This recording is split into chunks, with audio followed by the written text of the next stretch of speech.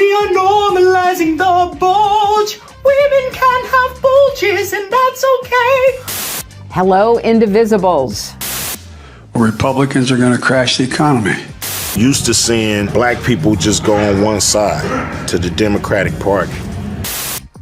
We've got a lot for you today. Joe Biden thinks that Republicans are going to crash the economy. Hillary Clinton is weighing in on the viability of elections. Ice Cube saying that, hey, Democrats don't have to be the only party for black people to have a home. And also the transgender person that interviewed the president. All that and more coming up on this episode of Daily Caller Live. My name is Jobob. Daily Caller Live starts right now. 2, 1. Here we go! Might be the only brown guy on earth named Jobob. That is actually her name, Jobob. Live from the beautiful studios here at Turning Point USA in Phoenix, Arizona. My name is Jobob. This is Daily Caller Live. Thanks so much for tuning in. On today, it is Tuesday, October 25th, the year of our Lord 2022. If the audio sounds a little bit different than the show normally does, we had some mic issues, and now we're using the audio just from this computer. So sorry if it gets a little wonky. But we've got a lot of stuff to get to today. And first and foremost, I want to make sure that all of your eyes have to see the same thing that I have to see. You know why? Because there's a lot of times during the day that I say, wow, this is a crazy piece of content here. I want to spare the viewers of the Daily Caller Live show from having to see this. Not today. This is the, this is the presidential interviewer, person named Dylan, who is a transgender who very proudly said this is day 222 of being a woman, and I'm interviewing the President of the United States of America. Okay, fine. Is what it is. Oh, the microphone. Interesting. Gabriel says I have a deeper voice now. I like that. I think I like that. But anyways, this video surfaced. Senator Marsha Blackburn posted this video. This is the person that the White House let sit and ask questions of the President of the United States. Now, obviously, it's up to the president's discretion of what shows they want to go on and what shows they don't want to go on. Having said that, there's a lot of people, journalists, interviewers, correspondents, that would have loved the opportunity to interview Joe Biden. But it went to this person. Again, I'm going to, oh, geez, wow. Some people already in the comment section saying, Ryan saying, no, please don't, no more. Too bad. If I have to watch it, you have to watch it. Together, we're going to watch this and then obviously discuss on the other side. This is, again, somebody who interviewed the President of the United States, and this is apparently normal. Watch this. Day 74 of being a girl, round of applause for the makeup. And I wore this outfit shopping today, and I thought that these might be my new shopping shorts. But I was walking around and everyone was staring, and I was like, oh, okay, what's going on? And they were all staring directly at my crotch. And I went, oh, I forgot that my crotch doesn't look like other women's crotches sometimes, because mine doesn't look like a little Barbie pocket. And I thought, okay, Dylan, you have some options here. Number one, you can stop wearing. Sorry, I'm gonna subject you to more of this, but first of all, Dylan? Like, we're not changing the name here at all? Still using the guy name? Ryan says, this is cruel and unusual punishment. Lancelot says, what is that? Lots of people in the comment section weighing in. We're going to continue on because I'm going to force you to watch this. And also, too, I think the end of this video does make a pretty good point of what is happening and why we should not allow it to happen. Sorry, continue watching. Right. Clothes that fit like this and just find looser fitting items. Number two, I can do a tuck, which is going to have to be a whole other video, but it's very painful and involved or number three, I just normalize it and I wear clothes like this, and we all just normalize women having bulges sometimes because we're coming up on bikini season, baby, and you might see a bulge or two. So normalize the bulge. We are normalizing the bulge. Women can have bulges, and that's okay. We're not gonna stare at their crotches while they're wearing their little shopping shorts at the mall. Oh, thank you. Love you. Bye. Okay, so I'm not sure how much commentary is needed here. I'm sure a lot of you have thoughts, and if you have thoughts, I would love to see it in the comment section. Maybe we can get on a couple of these. comments as they come through. Keep it respectful, though. I know there's a lot of people who disagree, but we don't want to personally attack people, because at the end of the day, I don't really care what people do. But I think the important part of this is the idea of normalization of things that are pretty clearly, obviously weird. And I hope that this is bad, but the normalizing the bulge has been stuck in my head since I've been watching this stupid video, and I hope it doesn't happen to you, but that's what happened to me. Anyways, the bottom line here is trying to normalize things that are clearly not normal, things that are abnormal. And the reason that normalizing such things is a danger to the whole of society is because where do you draw the line? Now, of course, that's the age-old response of where do you draw the line with any of this stuff? My thought would be probably right here. Again, not much commentary needed on this because I feel like it makes the case for itself in terms of a piece of content. Wow, there's a bunch of people saying this is parody. No, it is not. That's I think the biggest concern. This is not parody. It is a real person saying real things. They're saying he has a bulge because he is a male. This is not normal. A lot of people, wow. A lot of people on the comment section really going off on here. Lots of, geez. That should go against community standards, says George. Yeah, interesting. So there's that. Again, sorry I subjected you to that, but that's just, that's part of the job. Part of the gig here is deciding whether or not I want to show these things to you people. And I decided, this morning would be a fun opportunity to do that. Moving on to this, I thought this was fascinating. Hillary Clinton is making the rounds again for some reason. I'm not entirely sure why she decided to crawl out of her deep, deep hole that she's been hiding in for the last, couple months. She comes out, Hillary Clinton blossoms like biannually. Comes out of her hole to say something ridiculous. And today she has a new video out. Well, we'll get to why she's doing the new video. I actually think that's an interesting talking point or a point of interest as well. Wow, an interesting point of interest. You really outdid yourself, Jobob. What a great wordsmithery. Hillary Clinton has a new video out that is making the rounds, and I think it's fascinating, especially given the discussion around quote-unquote election deniers. Hillary Clinton, chief executive election denier, with something crazy. Now, check this out. But before you do so, would really appreciate if you click the little like button that's down here, down in this little corner, or the little share button. Especially if you're watching on Facebook, it really, really does help us out. Really appreciate you doing that, and especially all of you who continue to watch each and every day. I really, really appreciate that. It helps us substantially. Or give us a comment. Let us know in the comment section what you think. Again, all that stuff kind of helps the algorithm keep this thing churning, and lets us do what we do every day. Watch this from Hillary Clinton, election denier. Hello, indivisibles. I'm here to highlight something that is keeping me up at night. And I know this group really understands what I'm about to say. I know we're all focused on the 2022 midterm elections, and they are incredibly important. But we also have to look ahead, because you know what? Our opponents certainly are. Right-wing extremists already have a plan to literally steal the next presidential election. Okay, so remember how a bunch of the lefty media is calling anybody who even remotely questions the system? Look, I wouldn't call myself an election denier or anything like that, but at the same time, I do think that we should have some very, very, very stringent election laws that don't allow any room for questioning the validity of the elections. That's not an election denier. That's just a normal, sane person who doesn't want to lose the viability of the United States by losing the belief in the election system. Having said that, people like me are often criticized on mainstream media saying, well, you do not agree with the election results. I'm just saying that we should probably, make sure that people who are voting should in fact vote. And maybe the people that are voting maybe should, verify that they are that person that should in fact be voting. Doesn't sound like radical ideas to me, but apparently that's super radical on the lefty media, and they call you election deniers unless you deny the election on the other side.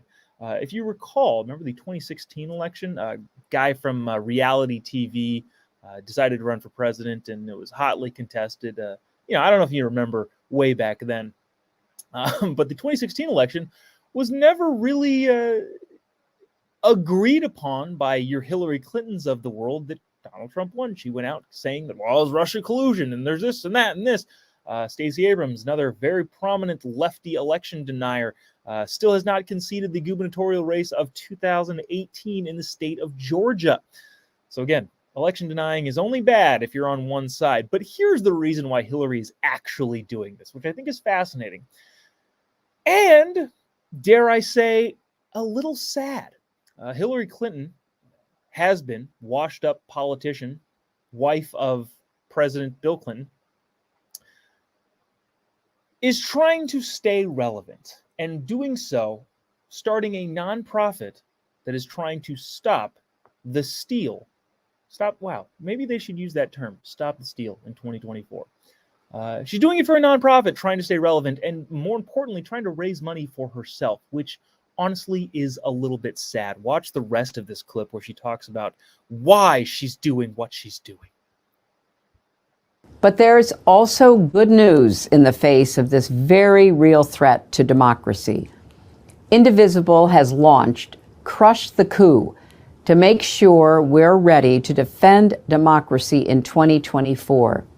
They've put together a list of critical races in 6 key states and how you can get involved. Will you support Crush the Coup by donating to Indivisible and state legislature candidates? Each of these races is highly competitive, and your dollars could very well decide the winners and the winner of the next presidential election. This could not be more important or more urgent. Okay. All right. So that's it. Again, dare I say, I feel a little bad. It's a little sad. It's a desperate attempt to try and stay relevant. Let's get to some comments. I think this is funny. Ryan said, I got a great idea. How about we make everyone vote in person with a state-issued ID on a paper ballot so that nobody can deny it? Okay. Well, let's not get crazy here. Mad Jack responded to Ryan's comments on YouTube. Says, but Ryan, that's racist. Funny banter, guys. I appreciate it. I appreciate the wittiness. Dottie says, how could I forget they had safe places for election deniers to have their quiet time and hot cocoa to feel better? Yeah, remember the whole 3 years of the Russian collusion investigation that then morphed into the Ukrainian quid pro quo impeachment? How could we forget? I like this. I actually love this idea from Arthur. He says, always show my ID. Drives the poll sitters nuts. What if we just started doing that? I live in California. I vote in person pretty much every single time. I'm going to start showing my ID. That's what I'm going to do. I'm just going to go to the polls, and whether or not they ask for it, just show it. I love that idea, Arthur. Thanks for doing that, or for pointing that out. I'm going to start doing that. I encourage you to do that as well. Just whether or not your state requires IDs, show it anyway. Greg Arnold saying people actually listen to that old hag. Yeah, I don't actually think so. And that's the interesting part about this, trying to stay relevant.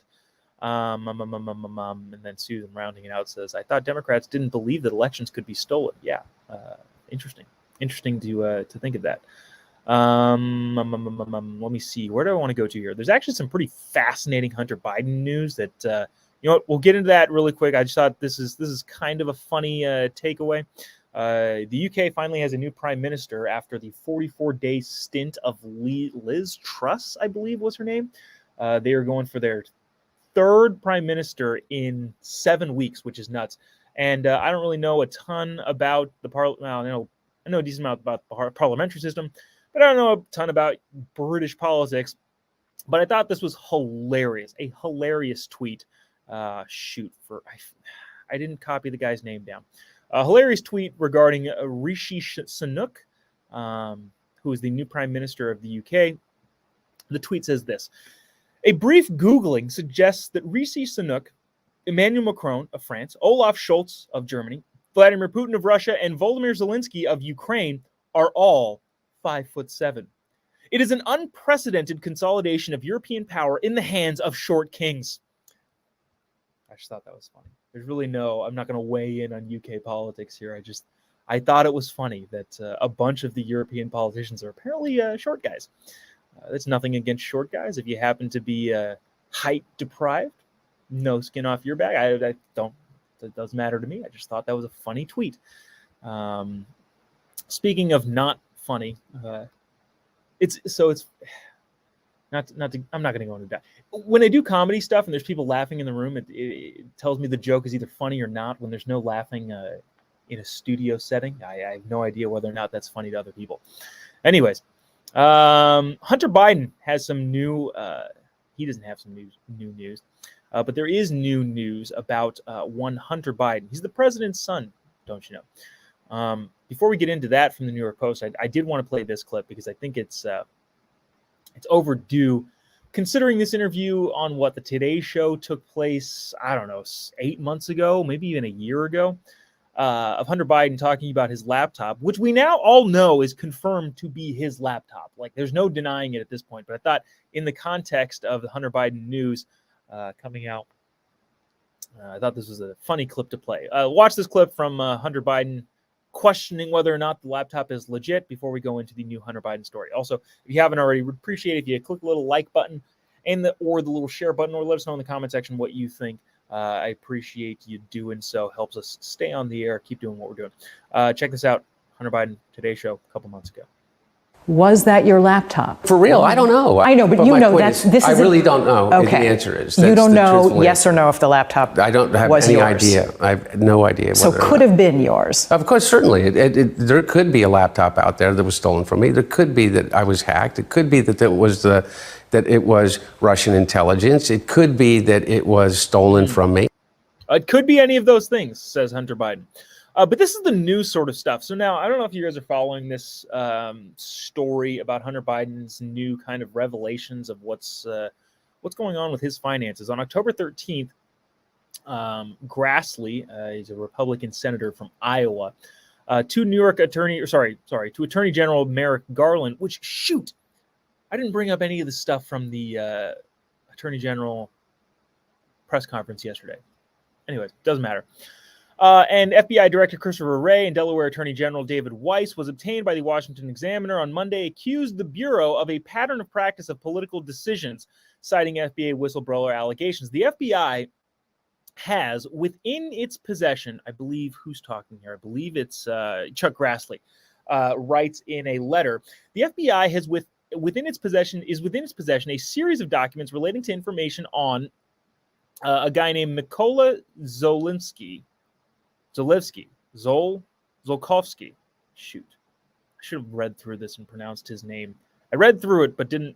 Anytime there's a name I can't pronounce, I just skip over it. And then when it comes up again, I know that they're talking about the same person. But this guy's the owner of Burisma and his business financialings in association with Hunter Biden. The documents in the FBI possession, this is from the New York Post, by the way, include specific details with respect to a conversation of non-government individuals relevant to potential criminal conduct by Hunter Biden, Grassley writes in a letter. These documents also indicate that Joe Biden was aware of Hunter Biden's business arrangements and may have been involved in some of them. Bottom line here is Chuck Grassley, senator from Iowa, is saying that the FBI has a bunch of this information and is deciding whether or not to prosecute based on political differences. Grassley did not elaborate on the content of the documents. The founder of the Burisma Holdings and the former Ukrainian Minister of National Resources has a long list of corruption allegations against him. You don't say. British authorities, we're talking about the owner of Burisma, which Hunter Biden was being paid, $50,000 a month to sit on the board of, because he's such an expert in Ukrainian oil deals. British authorities seized $23 million from this Ukrainian oligarch in 2014, alleging that it had been corruptly misappropriated, according to Politico. Before a judge ruled, yada, yada, yada, yada. The following year, he could get his money back because he was out of the bottom line is there's a lot of accusations levied against this guy that apparently Hunter Biden has a lot of dealings in. And Chuck Grassley is making the case the FBI has this information and proof that Hunter Biden and Joe Biden were in cahoots together. Now, whether this becomes a big, huge story, I have no idea. But I did want to keep you guys updated on the fact that there is more Hunter Biden stuff going around and going out there. Now, I'm going to say something very controversial right now. Very, very, very controversial. And I mean this in 100% serious. This is not sarcasm in any way, shape, or form.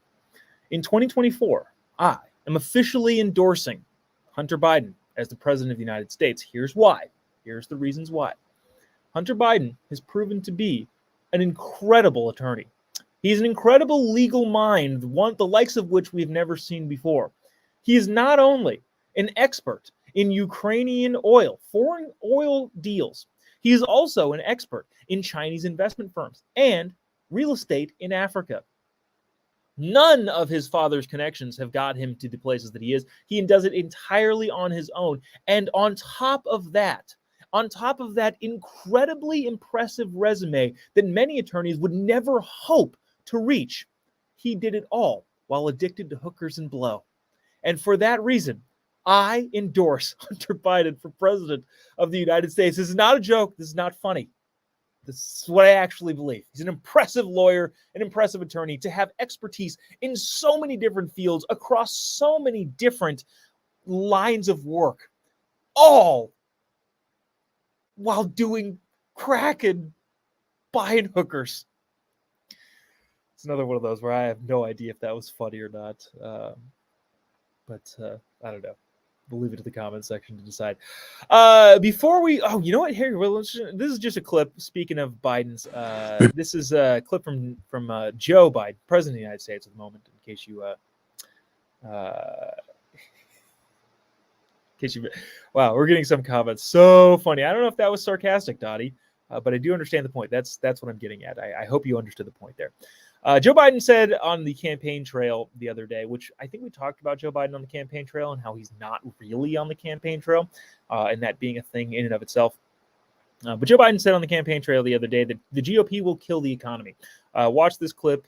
You make the decision whether or not he's being coherent here or he's just an old man rambling. I can never tell, which is a problem in and of itself. But watch this clip from the president. Republicans are determined to hold the economy hostage, either given to their demands on Social Security and Medicare, which millions of Americans rely on and earned and paid for, or Republicans are going to crash the economy. That's it. Republicans are going to crash the economy if they don't get what they want on, what did he say? Entitlements. That's a whole different conversation. I wonder if we should do like a longer form discussion about, maybe we'll do that. Maybe one of these days, when we get somebody on the Jobob Unlimited show, which, by the way, if you haven't already, go to my Facebook page. There, we do a longer form podcast with various people from around the political spectrum. Not every day, but we're starting to do it way more. But maybe on one of those episodes, we'll have a longer form discussion of why entitlements and Social Security, even though a lot of old voters really, really like that sort of stuff, is not sustainable. Teaser. Social Security is one of the worst performing funds of all time. If you put your money in a sock drawer, it probably would have made more money in interest than Social Security has made. But that is a discussion for another time. Lastly, I want to get to this. Apparently, Ice Cube has been seeking an audience with the President of the United States based on a promise that the President and his administration made to him and the Black community. Apparently, the Black, what's it called? The Black Promise? No. It's like the contract with Black America. That's what it is. It's something that Ice Cube has been working on. Now, Ice Cube is an interesting character. Clearly has a lot of probably conservative values, I would think. At least now, probably didn't. He was a part of the NWA and feared by many Americans. But it's interesting how that takes a turn, right? The NWA, like Ice Cube, was a feared, self-proclaimed gangster, and now he's in children's movies. Again, not a good thing or a bad thing, just saying what it is, and it is an interesting societal shift. But anyways, he's been working on behalf of Black America and got a lot of heat for working with the Trump administration. But now the Biden administration is in office. He gave an interview to, who is this, Graham Bensinger, where he talks about his experience with the Biden administration and their quote-unquote contract with Black America. Listen to this. I thought this was fascinating. Check it out. The Biden administration agreed with 85% of what you had in there. What didn't they agree with? I guess 85% because I still haven't spoken to them about it. So, they haven't done anything to act on it. I've had one conversation with an assistant to the president, but no talk with the president, and no other movement. So that's the contract for Black America, and he's saying that the Biden administration, while campaigning, was basically saying that we agree with 85% of all of these things, and then said, when Graham asked, like, well, what 85%? Like, well, Ice Cube says, I haven't talked to anybody, so I guess they agree with 0% of it. Which again, I haven't read it. I'm not familiar at all with the contract for Black America or with Black America or whatever. I don't know what this is. I just think it's kind of interesting that Ice Cube seems to be doing work on behalf of himself and the people who he perceives to be in his community, and he doesn't really care about political lines. He's just doing the same work with the Trump administration that he's hoping to carry on to the Biden administration, and he kind of talks about it in this next clip. Watch this. This is, again, pretty interesting. Check it out. How did you view the heat that you took for engaging with the Trump administration? I just think people didn't understand, exactly where I was coming from. And people are really used to seeing, Black people just go on one side to the Democratic Party. And, we've been doing that for a long time as a people. And we haven't really gained as much as I believe we should. And I believe it's important to engage with both sides.